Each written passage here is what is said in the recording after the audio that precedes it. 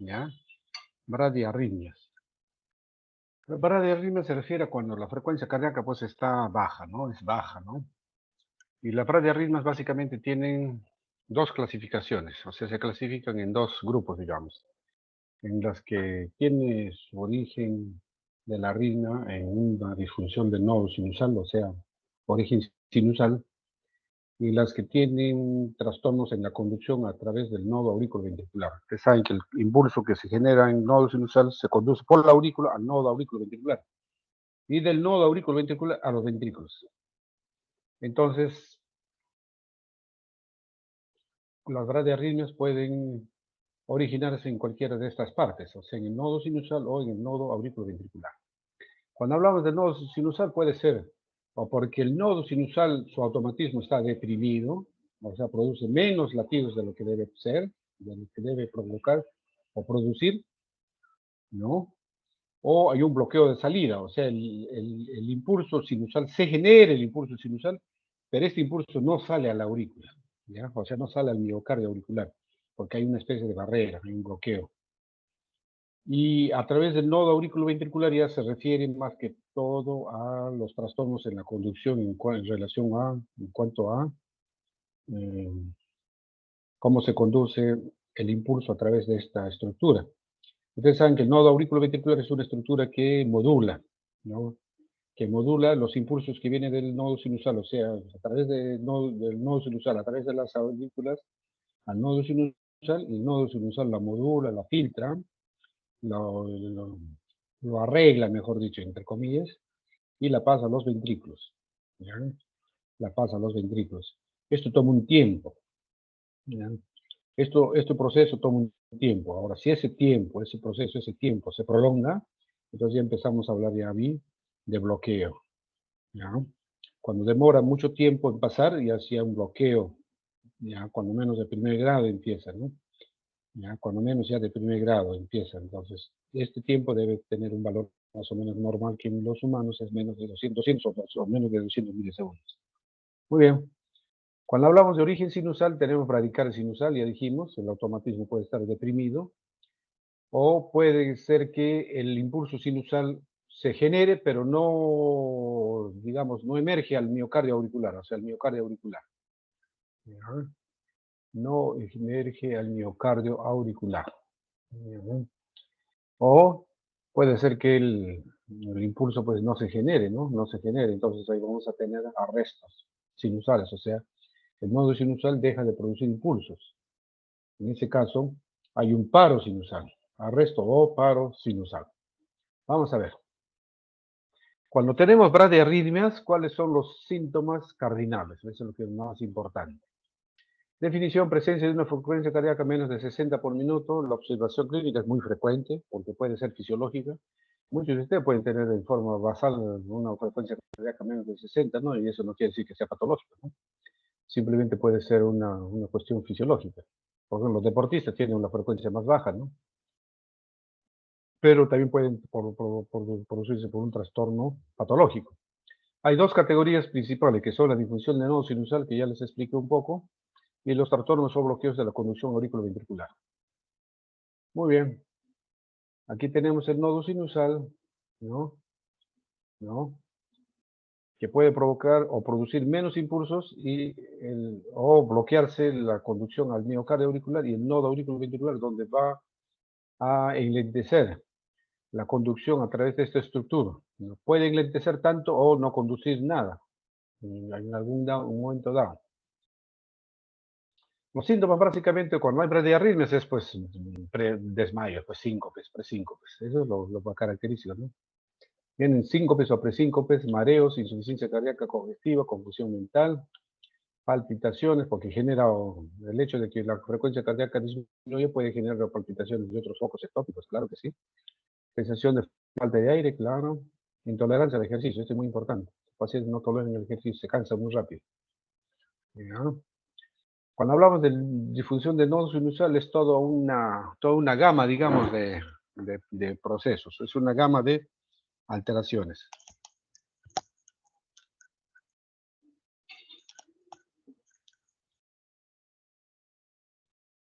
Bradicardia sinusal, paro sinusal, o sea, paro sinusal es cuando el impulso deja de producir impulsos, bloqueo sinoauricular, o sea, el impulso no surge a la miocardia auricular, síndrome de taquicardia, bradicardia, cuando se ha perdido el control tanto de la frecuencia alta como de la frecuencia mínima, e incompetencia cronotrópica. Vamos a ver.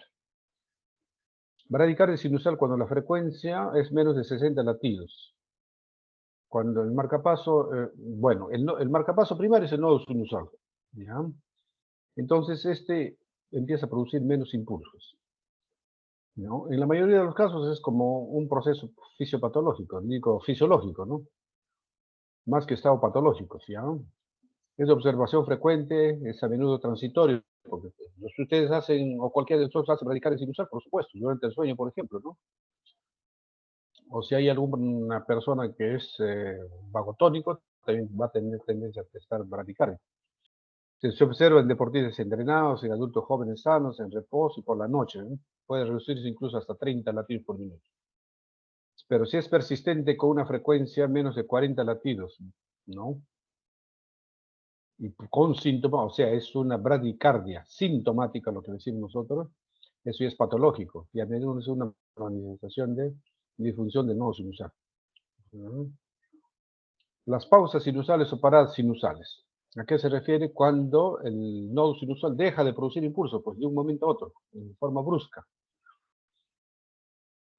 Entonces, ¿cómo va a funcionar este impulso? ¿Cómo funcionaría?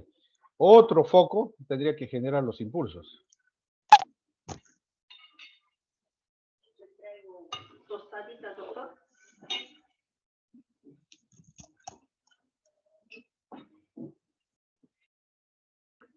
Entonces, aquí el problema es la generación de los impulsos, ¿ya?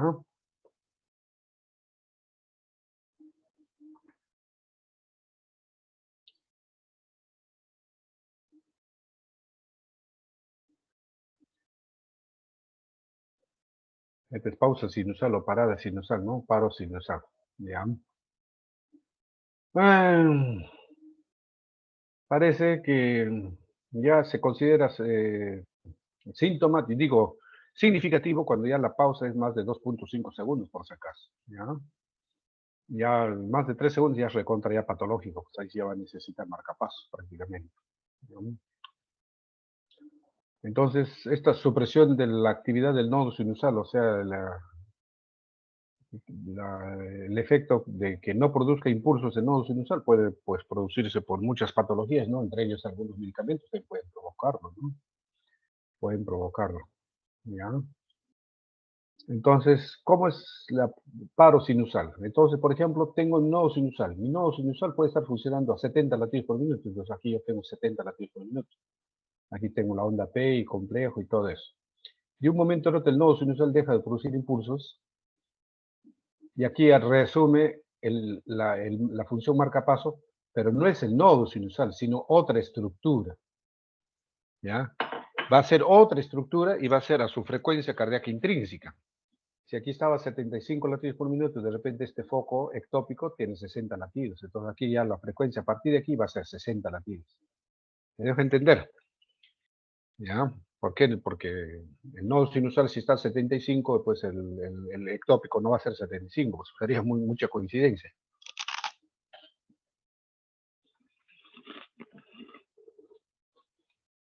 Entonces, aquí tenemos un paro sinusal de 2.8 segundos, ya es ya significativo.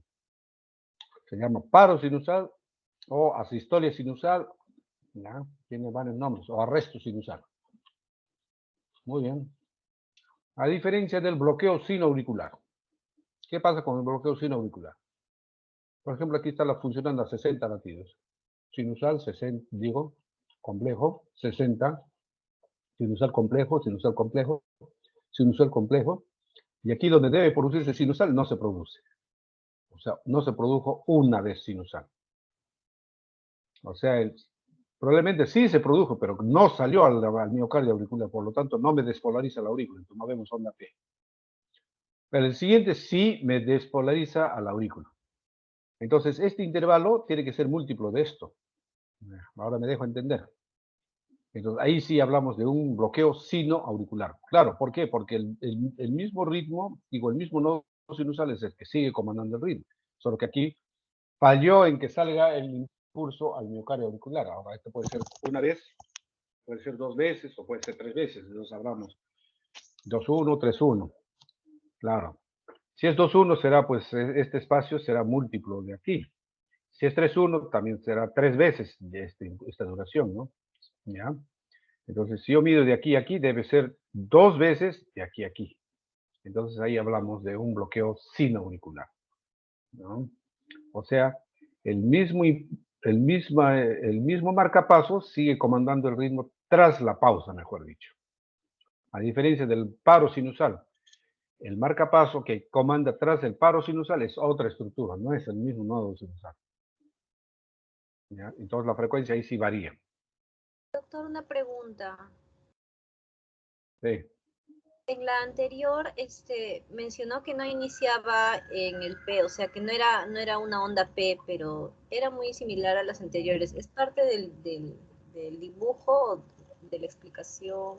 ¿Cómo? No te entiendo. Ahí, esa no es una onda P, el ¿Y esa es reinicio, onda P? pero mencionó que no era, no estaba O sea, esta iniciando. onda P es del nodo sinusal que se transmite a la aurícula. ¿Ya? Claro. Cuando el nodo sinusal se para, entonces esta onda P tiene que ser ya de otro foco ectópico. O sea, y no es del nodo sinusal. Entonces aquí Ah, la P tiene que ser diferente, ¿no? Aquí está, pues la figura está casi igual, ¿no? Pero tiene que ser diferente. ya lo entendí, gracias.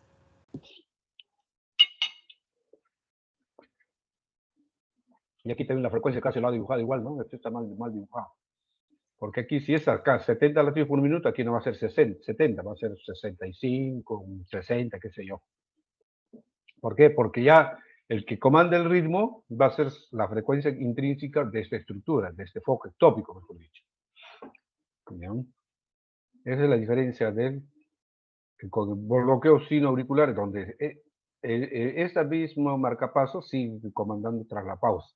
En el otro no. Es otro el marcapaso que comanda el impulso. ¿Ya? Entonces aquí sigue comandando. Entonces puede no salir una vez, puede no salir 2 veces, puede no salir 3 veces, etc. Muy bien, y incompetencia cronotrópica ya es la incapacidad de ajustar la frecuencia cardíaca de acuerdo a la demanda, ¿no? O sea, cuando me hace ejercicio, por ejemplo, o una actividad física, no aumenta sus latidos, ¿ya? En la práctica clínica pasa muchas veces inadvertido, esto es muy evidente, ¿no? El paciente siente que se cansa, pero le parece normal, pues, me canso, cada vez que hago esto me canso.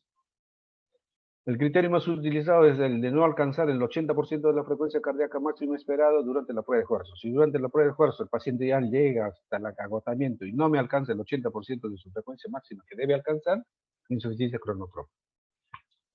Entonces se puede evaluar esto mediante una prueba de esfuerzo. Síndrome taquicardia, bradicardia. Bradicardia, taquicardia. Episodios intermitentes de frecuencias bajas y elevadas o rápidas, ¿ya? Que pueden ser del nodo sinusal o de otros focos ectópicos, ¿no? Lo más común generalmente es fibrilaciones auriculares acá, ¿no? ¿Ya? Aquí el control autonómico prácticamente se ha perdido, pues. Y aquí como que se han denervado, mejor dicho, estas estructuras, y al denervarse ya, pues ya no hay quien lo controle, entonces estos se disparan por su cuenta.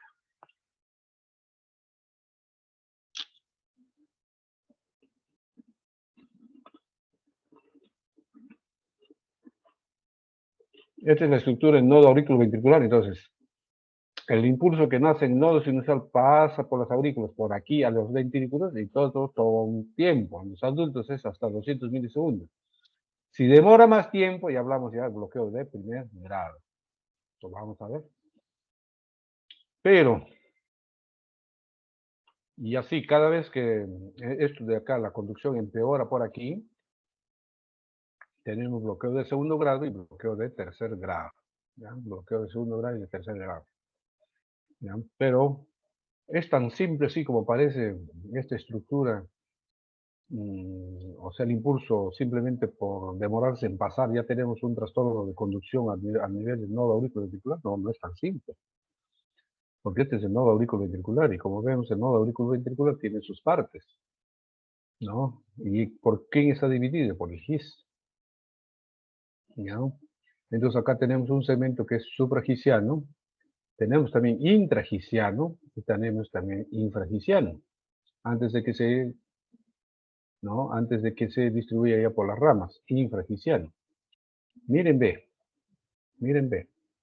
Entonces, si nosotros solamente pensábamos que los trastornos de conducción a nivel del nodo auriculoventricular tenía que verse solamente en este segmento, ¿no? En el segmento PR, que es hasta aquí, y alargamiento del PR, por ejemplo, podría ser un bloqueo de primer grado.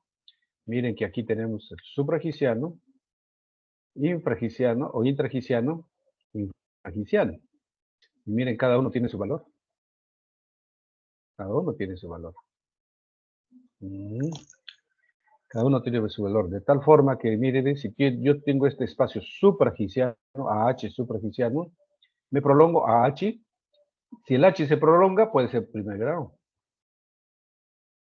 El H se prolonga y algunos conduce y no conduce, puede ser bloqueo de segundo grado.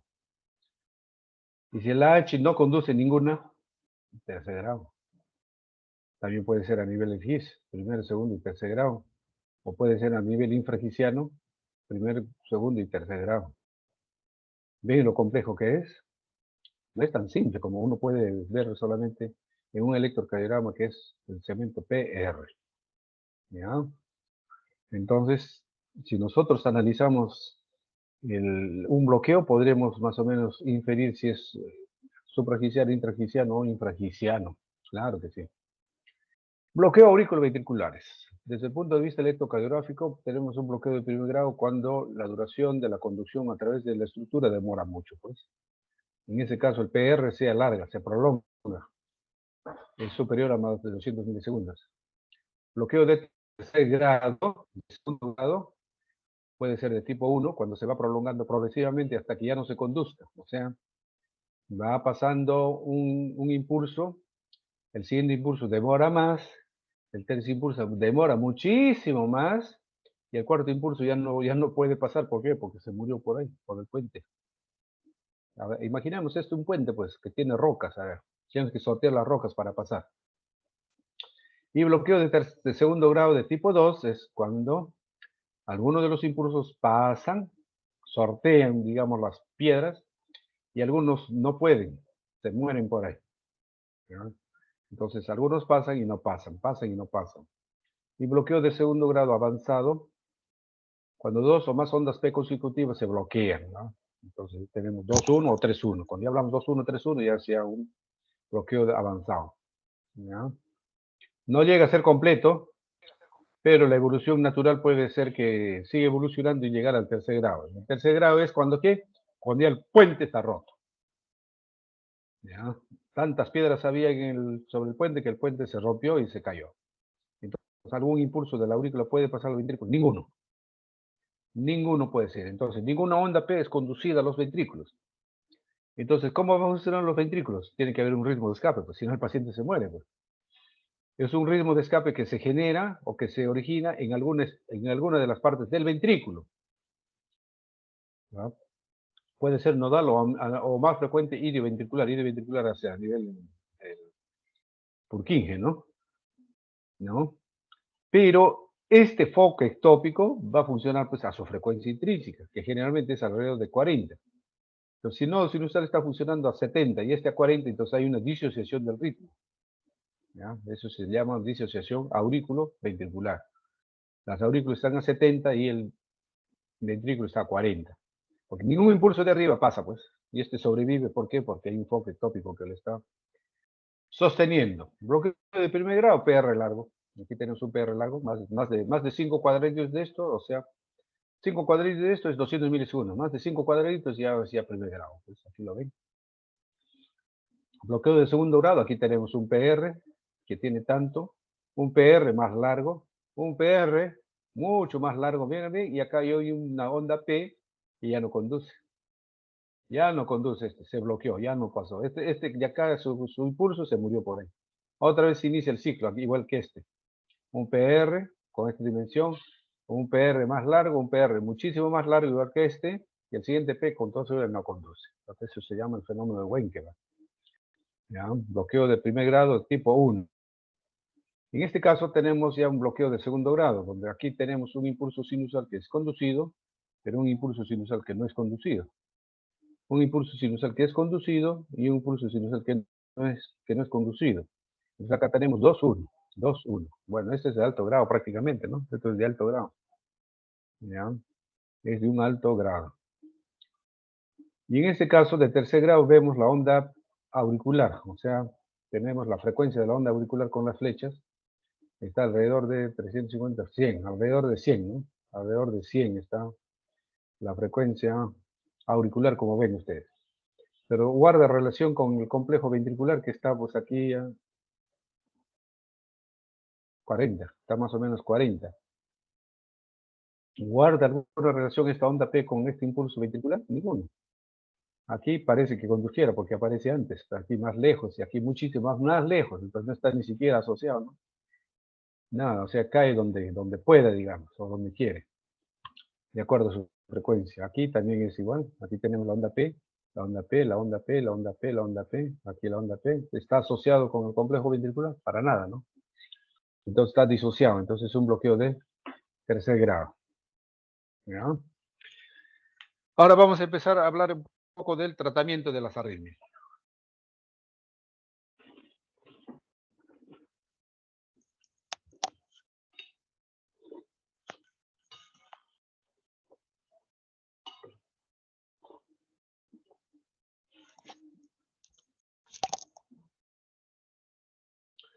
Yo les pusiera un holter a todos ustedes, con toda seguridad, todos ustedes tendrían arritmias.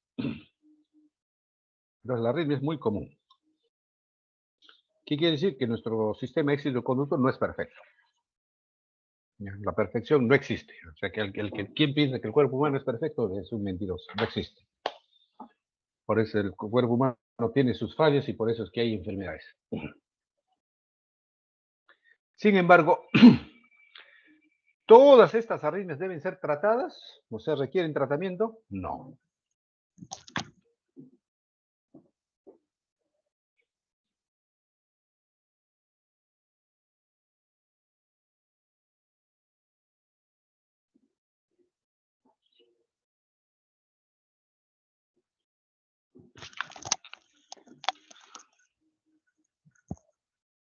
Hay cardiólogos que apenas le toman un electro a un paciente y le sale un extrasístole, le empiezan a darle su tratamiento antiarrítmico. ¿Por qué? Porque las arritmias lo asustan más al cardiólogo que al paciente. ¿No? Pero no es así.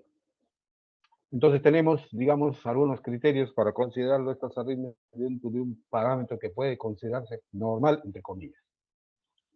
Exercicios supraventriculares hasta 100 en 24 horas, taquicardias, o sea, rachas de taquicardias, o sea, como palpitaciones, hasta 10 latidos o menos, sobre todo cuando pasan de 40 o de 60 años, más se ven mayores de 60 años. ¿Ya? Es normal, considerado normal. Generalmente son completamente asintomáticos y no requieren ningún tratamiento. Ejercicios ventriculares hasta 24 horas, hasta 224 horas. Duplas, o sea, duplas quiere decir que se presentan en dupletas las arritmias ventriculares, hasta 50 24 horas en mayores. Pausas en la frecuencia cardíaca hasta 2 segundos, pues es considerado dentro de lo fisiológico. Radicales de 40 a 60 en un lapso, por ejemplo, de un minuto, ¿no? Bueno, pues puede considerarse normal. Bloqueos sinoauriculares, o sea, ese bloqueo de sinoauriculares que estábamos viendo, ¿ya? O bloqueo auriculoventricular también de primer grado, o de segundo grado, o sea, de segundo grado. El tipo 2, o sea, el 2-1, por ejemplo, o 3-1. ¿Ya? Durante el sueño, en personas jóvenes sobre todo, puede ser considerado normal, por si acaso. Eso puede ser debido a un vagotonismo. ¿Ya? O también se puede considerar, según algunos, se considera, por ejemplo, del total de latidos, según Holter, por ejemplo, del total de latidos, si las rachas, si las taquicardias, si las extrasístoles supraventriculares no superan el 1%, está dentro del rango normal. ¿Ya? Lo mismo que los ventriculares, ¿no? y las pausas no me superan de 2.5, está dentro del rango normal también. ¿Ya? Entonces, estos casos, generalmente a estos pacientes simplemente se les da tranquilidad, se les observa, se les dice que no pasa nada y no les va a pasar nada, pues no se van a morir.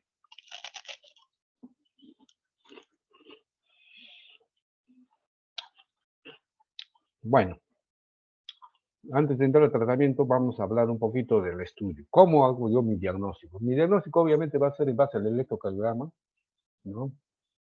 Pero si yo quiero ya un diagnóstico más fino, digamos, es como en el electrocardiograma cuando hay isquemia, ¿no? El electrocardiograma me sirve para ver trastornos de tipo isquémico, la onda T isquémica, el supradesnivel del ST, etcétera, etcétera, etcétera. Me da una idea, pero eso me da una idea, pero no me dice cómo están las arterias coronarias. Y para yo saber cómo están las arterias coronarias, el examen más, digamos, cardinal que hay, ¿cuál es? El cateterismo cardíaco. Entonces yo le hago el cateterismo cardíaco y ahí puedo ver cómo están las arterias coronarias per se. ¿Ya? En otras palabras, imagínense el corazón como una casa que tiene caños de agua, digo, tuberías de agua, que serían pues las coronarias, y el cable eléctrico, que sería en este caso la transmisión de la corriente para que funcione pues el corazón. ¿Ya? Los problemas de la cañería, si un caño se tapa, tenemos un infarto. Los problemas del sistema eléctrico, si hay problemas en el sistema eléctrico, tenemos las arritmias o los bloqueos. ¿Ya? Las arritmias o los bloqueos. Pero yo, ¿cómo puedo saber si el cableo eléctrico está bueno o no? Mediante ese estudio que se llama electrofisiológico. ¿Ya? Y el estudio electrofisiológico consiste en el análisis sistemático de las disritmias mediante el registro y medida de una variedad de eventos electrofisiológicos en un paciente en un estado basal, ¿ya? O sea, de cómo está el paciente, o evaluando la respuesta cuando yo introduzco estímulos, ¿ya? Estímulos. Entonces, yo tengo que analizar eso, lo que obtengo, y según eso establezco mi diagnóstico, ¿no? Mi diagnóstico. ¿Y cuáles son los objetivos del estudio? Primero, identificar y analizar el sistema excitoconductor. Cómo es la función del nodo sinusal, la conducción, la refractariedad, todo. Si tengo arritmias, evaluar las arritmias. ¿Cómo son las arritmias? ¿De qué naturaleza? ¿Cuál es el mecanismo de esa arritmia? ¿No? Si es por automatismo, o si es por trastorno de conducción, o si es por reentrada, ¿no? En relación, dice, o en atención al sustrato anatómico, electrofisiológico, al mecanismo, los que les decía, y a la ubicación. O sea, ¿dónde se está generando esta arritmia? ¿No? Esta arritmia se está generando en el nodo sinusal, por ejemplo. Entonces este estudio me lo va a decir. Identificar, entonces, el otro de los objetivos es identificar cuál sería el tratamiento apropiado o ideal, digamos, en este caso, del paciente. ¿Ya? Y también me sirve para evaluar pacientes que tienen bradiarritmias, porque pueden ser sintomáticas, y no doy con la causa que puede ser el causante, por ejemplo, ¿no?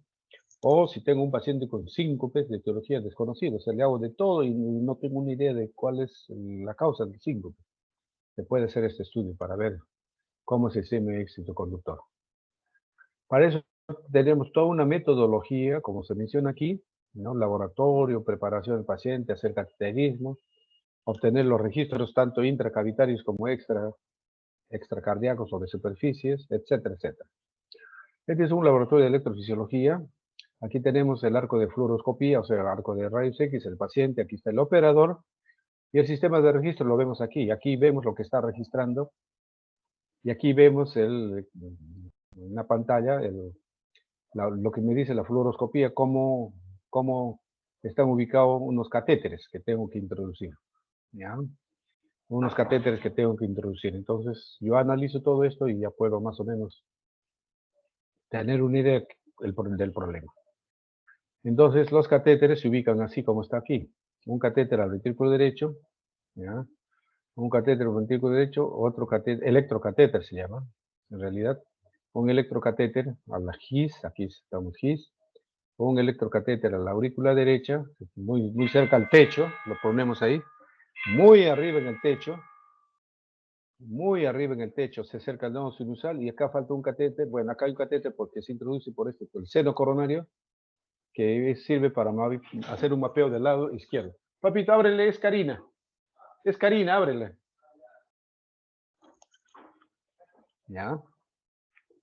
Entonces, miren, ven, los electrocatéteres, como yo me los pongo, guiados por fluoroscopía. Ahí está. Este es en el seno coronario, este es en el haz His, este es en la aurícula derecha, y aquí falta el del ventrículo derecho. ¿Ya? Entonces, la fluoroscopía para ver la posición de los electrocatéteres.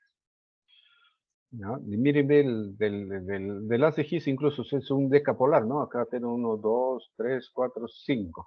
5 decapolar, pues claro. No sé si habrá acá, pues no lo veo claro, pero esto está claro. Estos son tetrapolares, o sea, de cuatro polos, digamos, 4 polos. Y yo lo que voy a obtener en el estado basal, por ejemplo, es esto. Aquí tengo la onda P, el complejo, la onda P, el complejo, a una velocidad de 100, pues, a veces debe ser de 100, cuando menos. Ahí está, 100 milímetros por segundo. Entonces tengo acá uno de superficie que es 2, aquí tengo V1, y con el catéter que está en la aurícula derecha obtengo este electrograma auricular derecho. Aquí está. Con el catéter que está a nivel del GIS obtengo el electrograma de GIS. Aquí está. Tengo el auriculograma, gisiograma, el ventriculograma. Auriculograma, porque A es auriculograma, H gisiograma y D ventriculograma. Con el seno coronario tengo el auriculograma, ventriculograma y el ventrículo derecho, es izquierdo le han puesto acá.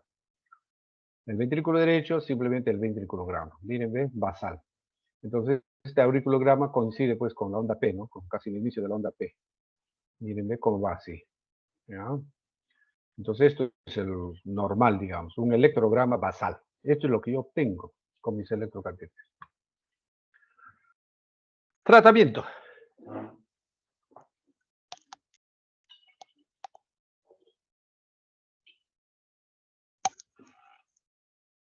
En realidad, el tratamiento de las arritmias no es tan simple, ¿no? Es un poco complejo, ¿no?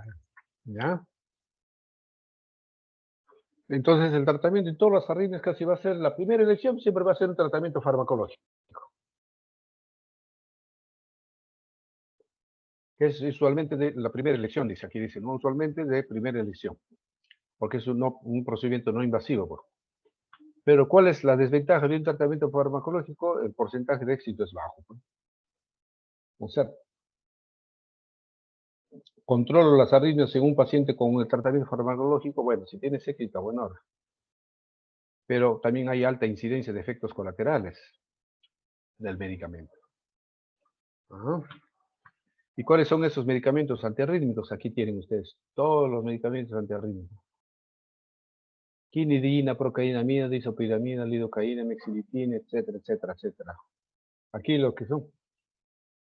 Aquí lo que tenemos, digamos, más común de los medicamentos que tenemos es diltiazem, verapamilo, digoxina, sotalano tenemos, amiodarona, sí, propafenona, sí, fenitoína, sí, después tenemos la lidocaína, sí, que se puede usar, la quinidina, sí, los demás no tenemos.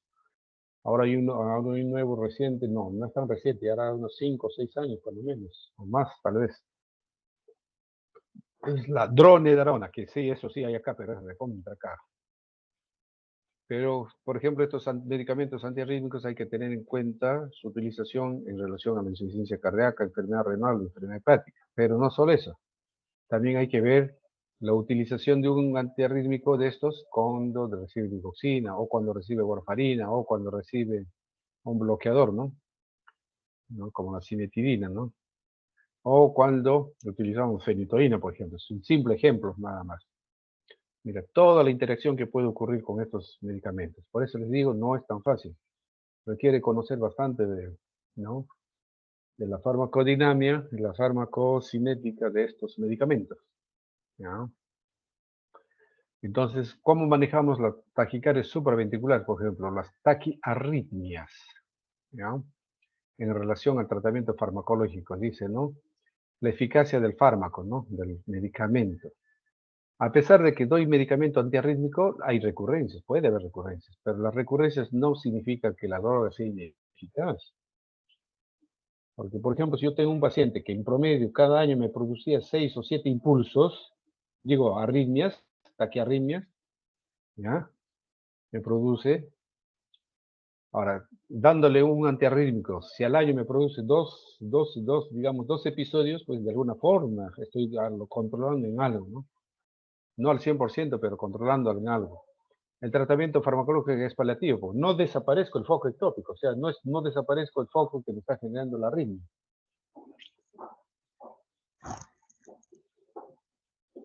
Hola, mi teñito pechocha. Hola. Gracias por eso. Estoy solito.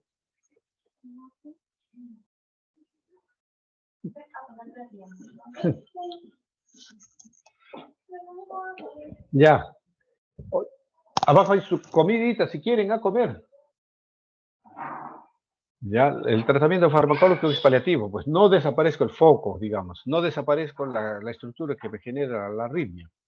La frecuencia y duración de las recurrencias son medidas de la eficacia de la droga, ya les dije ya. Ya les dije ya. ¿No? Puede ser que los episodios duren ahora, antes le dura media hora, ahora le duran 5 minutos. Algo, pues el fármaco está haciendo algo, ¿no? Y las recurrencias, cuando aparecen las recurrencias, son amenazantes para la vida, ya son más raras, más tolerables, más soportables, digamos. ¿Ya?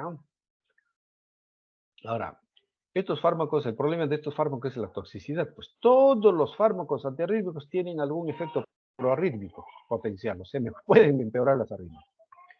Muchos estudios sugieren el incremento de mortalidad con una exposición prolongada a algunos agentes antiarrítmicos. Eso está demostrado. Ustedes lo pueden ver. El estudio CAS y el estudio MAS fueron los primeros estudios que demostraron mayor mortalidad cuando se trataba estas arritmias que cuando no se trataba. Entonces hay que sobrepesar, dice, ¿no? El beneficio del fármaco frente al riesgo potencial de empeorar pues, las cosas. ¿No? En relación a las taquicardias supraventriculares, las ventajas del medicamento es, bueno, ¿tienen alguna eficacia? Sí, claro que sí. El costo inmediato es bajo, pero no requieren de procedimientos invasivos. La desventaja es el costo a largo plazo. Por ejemplo, yo tengo un chico con taquicardias supraventriculares por una vía accesoria, a los 14 años. ¿Cuánto tiempo le voy a dar medicamento antiarrítmico? ¿Se imaginan? Entonces, el costo a largo plazo o a largo término, es una desventaja. Es paliativo, no lo curo, pues. La vía accesoria persiste ahí, permanece. No lo desaparezco. ¿Puede darse lugar a recurrencias a pesar de la medicación? Obvio. ¿Y qué más? Puede ser que tenga efectos colaterales por el medicamento, lo cual va a hacer que ya no le den el antiarrítmico. Entre eso surge esto, la ablación y al inicio fue con corriente directa. La ablación es quemarlos, entre comillas, volarlos, desaparecer el foco ectópico o desaparecer el mecanismo arritmogénico que está generando la arritmia. Eso, con corriente directa, la ablación consistía en emisión de corriente directa, un shock, por ejemplo, de 100 a 300 en el foco ectópico o en el foco que está generando la arritmia.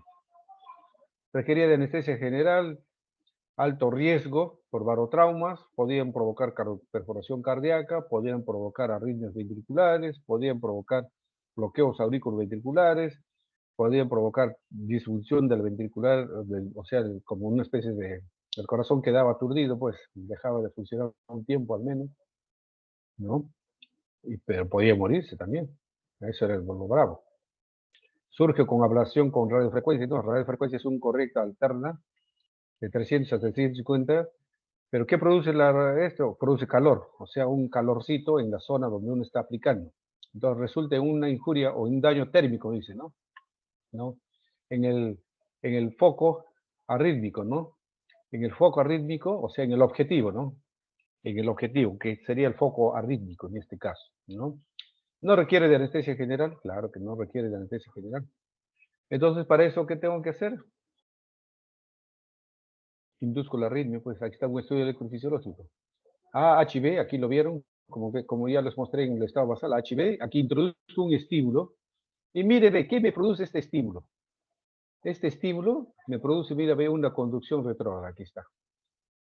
¿No? Aquí está el estímulo y me produce una conducción retrógrada. O sea, este es del ventricular, probablemente sea ventricular el impulso, ¿no? Que estoy produciendo. Y este impulso recorre o sea, se recorre hasta la aurícula. Ya me está diciendo que hay una vía accesoria, pues. de aquí regresa no sé, por el eje normal, A, H, A, B y todo, al ventrículo y del ventrículo a la aurícula. De la aurícula al ventrículo y del ventrículo a la aurícula. Del aurículo al ventrículo y del ventrículo a la aurícula. Entonces aquí ya se produce ya una reentrada. ¿Ya? Una reentrada.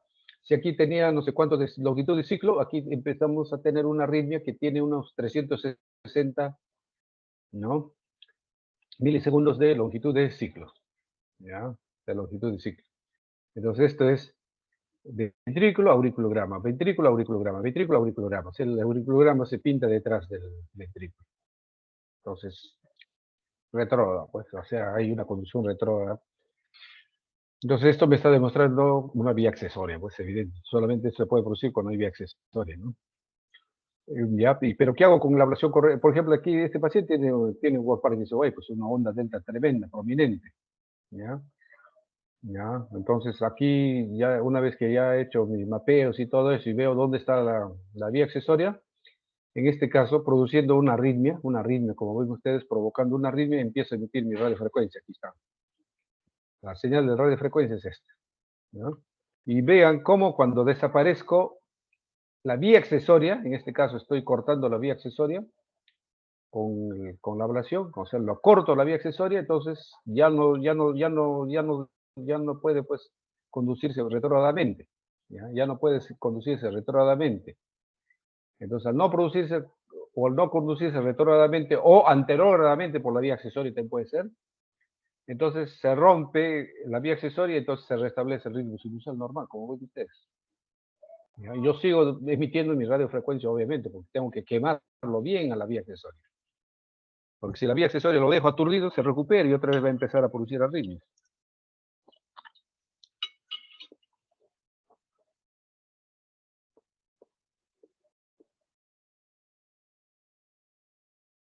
¿Qué ventajas tiene la ablación en el caso de las taquicardias supraventriculares? El porcentaje de curación es alto, pues. Aquí sí curo al paciente.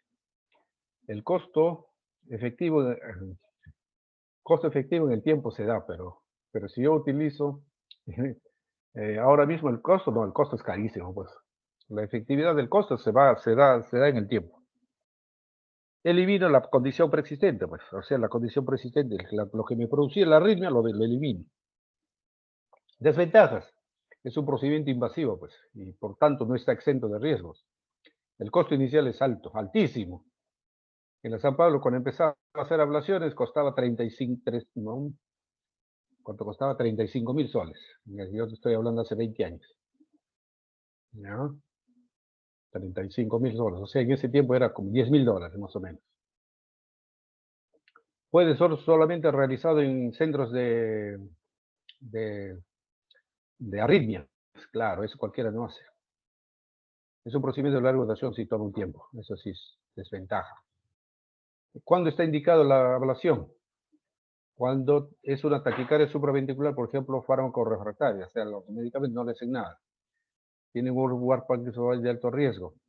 Si tienen taquicardia supraventricular, es una mujer, por ejemplo, potencialmente gestante, ¿no? ¿Ya?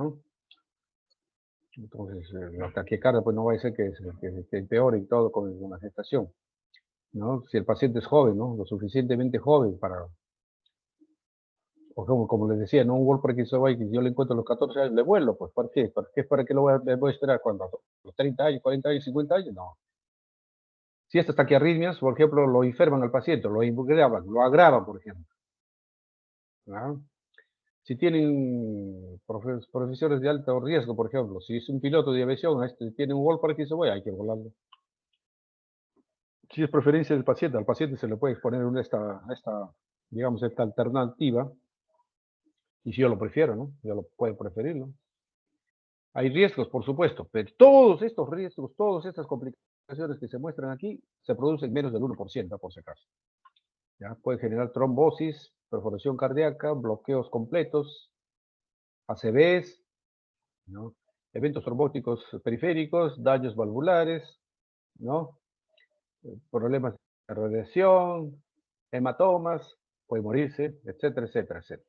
Ya espasmos coronarios, todo esto puede provocar, puede producir menos del 1%. Por lo tanto, su riesgo es bajísimo. ¿ya? Y en el caso de las bradiarritmias, ¿cuál sería el tratamiento? Lo único que existe para las bradiarritmias es marcapasos, no hay más.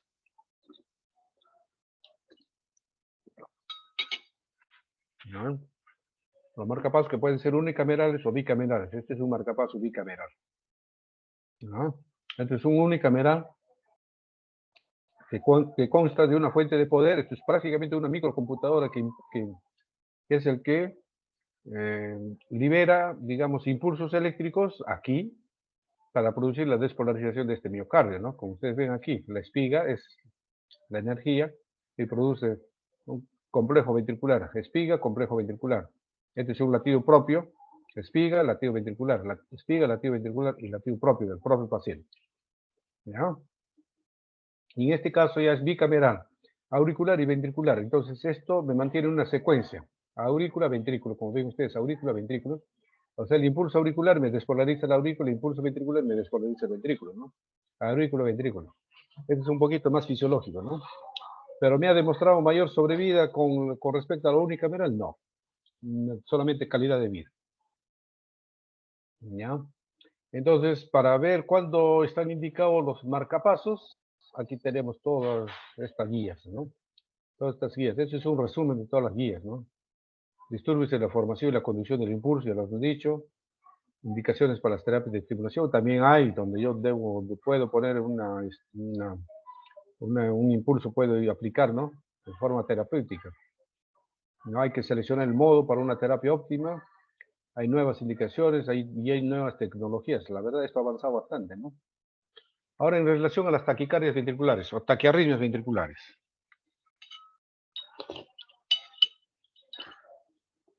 También la primera medida va a ser farmacológico. Desde el punto de vista farmacológico puede evaluarse guiado con Holter, guiado por un estudio electrofisiológico, una forma empírica o combinación de los anteriores. ¿Ya? Y hay procedimientos no farmacológicos, también hay procedimientos no farmacológicos. Por ejemplo,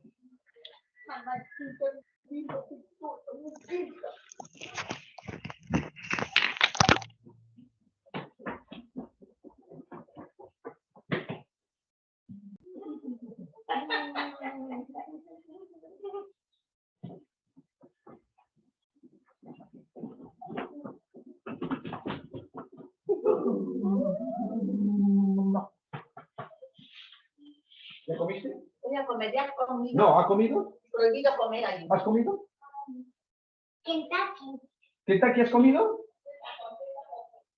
¿Ya no quieres comer más? ¿Quieres comer tu sopita? No. ¿Seguro? No quiero comer nosotros. ¿No quieres comer? Estoy mejor de mis abuelos.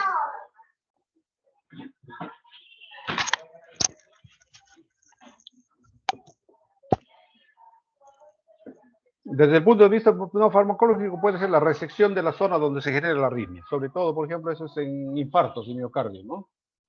Cuando hay una zona del infarto, o sea, en una zona de la cicatriz donde se produce la arritmia, esa zona se puede resecar. Puede hacerse ablación también, como ya hemos visto. Puede ser implantar cardiodesfibriladores y al final, si las arritmias son complejas, recontra malignas y todo eso, trasplante cardíaco. No nos queda otra opción. ¿Ya? Vamos a ver esto. Esto no. No abriste. No abriste. Ya lo trae.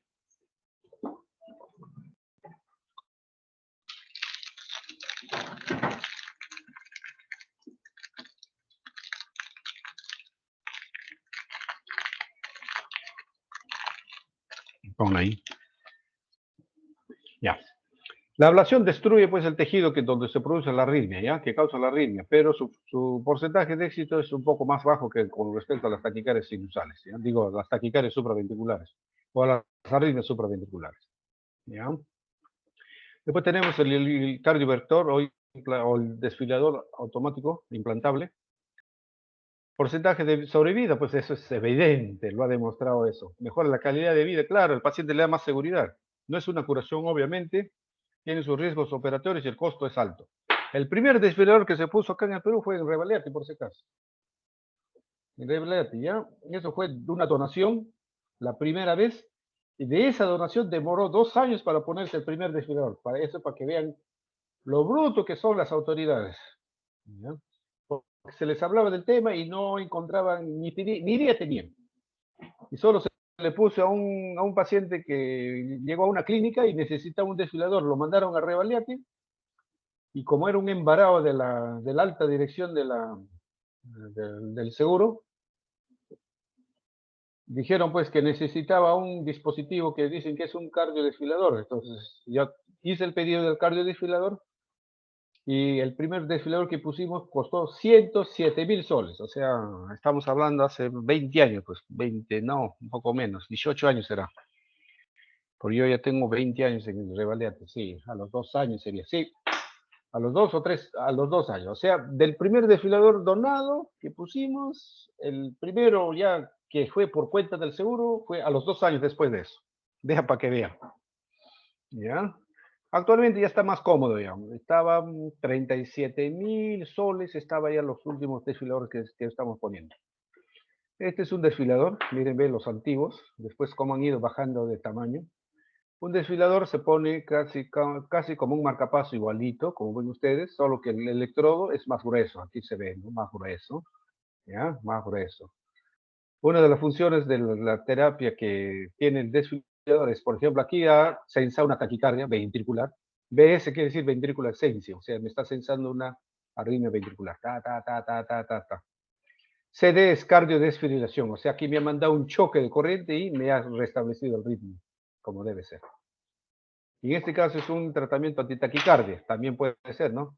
TS es taquicardia sensing, o sea, me ha detectado una taquicardia. Ta, ta, ta, ta, ta. Y aquí, ¿qué me está haciendo? Me está sobreestimulando. Si esto es 200 milisegundos, esto lo estimula pues a una longitud un poco más, por decirlo, a 220, más rápido. Entonces, generalmente son 8 latidos. Aquí me ha mandado 1, 2, 3, 4, 5, 6, 7, 8, no, 10. Aquí en este caso me ha mandado, no, 8, mientras hasta acá. 8 extraestímulos. Entonces, o sea, esta taquicardia me lo sobreestimula, mejor dicho, o sea, más rápido, mejor dicho. Lo sobreestimula más rápido. Y a veces lo sobreestimula más rápido, con el último siendo aún más corto. ¿Ya? ¿Para qué? Para romper ese circuito. De hecho, pues tiene que ser una reentrada, para que rompa la reentrada, mejor dicho. ¿Ya? Y entonces se restablece el ritmo normal, como vemos ustedes aquí. ¿Esto hace el desfibrilador? Claro que sí, esto hace. ¿Ya? Muy bien, ¿alguna pregunta? Doctor, una pregunta. Cuando hablaba del tratamiento por ablación, por DC, RF, ¿hay alguna No te particularidad? escucho bien, a ver, habla un poquito más fuerte, a ver, ¿qué me dices? ¿Me escucha ahora? Ahora sí. Sí, cuando mencionaba el tratamiento con ablación por DC y RF, ¿hay alguna particularidad? O sea, ya mencionó las indicaciones, pero ¿hay alguno en específico, alguna diferencia entre ellos dos? Que sea para algún caso especial o es que puede ser cualquiera en cualquier caso, dentro de las A ver, indicaciones. Claro. o sea, cuando me dices, en el caso de indicación de ablación, de arritmias, ¿de qué tipo de arritmias? Por ejemplo, hablaba que uno era, en algunos se producía daño térmico y en el otro era que se trataba de desaparecer No, los... el DC ya no se usa ya, pues, esa es Ah, historia. ok, pensé que sí se usaba. No, eso ya no se usa. Eso fue lo primero que empezó a usarse. Ahora ya no se usa ya. Más bien ahora Ok, están doctor, surgiendo, gracias. actualmente están surgiendo nuevas tecnologías en relación a la crioablación, que se llama, ¿no? Eso sobre todo en el caso de la ablación de las fibrilaciones auriculares, ¿no? Eh, por ejemplo, cuando uno quiere aislar el seno, no, el anillo, o sea, el anillo de la vena pulmonar, donde están los disparadores que producen la fibrilación auricular, entonces uno introduce el catéter y el catéter después uno lo infla como un globo, ¿ya? Como un globo, digamos. Y ese globo lo tapa, por decir, la vena pulmonar. Al tapar la vena pulmonar, a ese globo se le pasa un gas, pues, un gas congelante. Entonces el globo me va a producir una ablación en círculo, pues en círculo, en todo el círculo que está en contacto con, digamos, con el globo, entonces me lo va a aislar así todo de un porrazo, ¿no? Eso se llama crioablación. También es un procedimiento un poquito caro, ¿no? Porque la verdad aquí, para que esto sea pues disponible aquí, pues los procedimientos tienen que ser rentables, si no nadie los va a poner, ¿no? Y lamentablemente, como les digo, esto no es tan simple como uno podía pensar, ¿no? Por eso es que, por ejemplo, si uno va a hacer un procedimiento de esto, sí, pero no, los pacientes no lo pagan, no surge, pues. No, los seguros no lo pagan, pues tampoco, ¿no? En la actualidad sí están pagando, pero los seguros están pagando lo que tienen, pues ahora. Ujú. Yo con la San Pablo me pagaban 3.080 soles, después 3.080, 860 soles, yo dejé de hacer, ¿no? Dije, con esos precios no hago, prefiero no hacer nada, ¿no? Ujú. Y cuando cualquier procedimiento de ablación, cuántas veces el paciente mandado a Houston, por ejemplo, ¿no? Y ahí las ablaciones que les han hecho les ha costado mínimo $17.000, ¿no? Mínimo. Y eso sin hacerles nada, ¿no? Porque los americanos son así, ¿no? Cuando ya les manda con diagnóstico, ya introducen de frente y ya le hacen, nomás ya, ¿no? No están ahí como, por ejemplo, aquí, ¿no? Aquí es la muerte. Por ejemplo, mandan un paciente de Cailín que tiene una vez aquí, otra vez le hacen estudio, otra vez eco, otra vez esto, otra vez lo otro. Ay, ay, ay, es una... Pero si yo digo, ya te están mandando con diagnóstico, ¿qué tienes que hacer ya tanta cosa? En cambio, los americanos son bien prácticos. Le mandas con diagnóstico, ya de frente le hacen el procedimiento. Yo le he mandado pacientes, les ha costado $17.000, ¿no? Más o menos. Eso es lo que les ha costado ahí, ¿no? Sin que les hagan nada más, ¿no? Por decir, ¿no? Solamente directo, hacer el procedimiento, nada más. Ah, así es. Y ellos tienen la tecnología, pues, de lejos, pues. Para mí, los mejores centros de arritmia del mundo son los americanos, de lejos. Porque he hecho ejercicio. Ah, ¿alguna otra pregunta?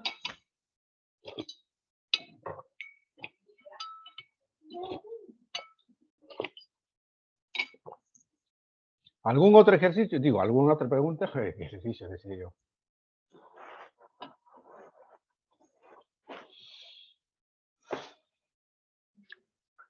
Antes de que terminen, voy a bajarme a las asistencias, ¿ya? Antes de que se retiren. Está bien, doctor. Y como nadie pregunta, porque todos saben,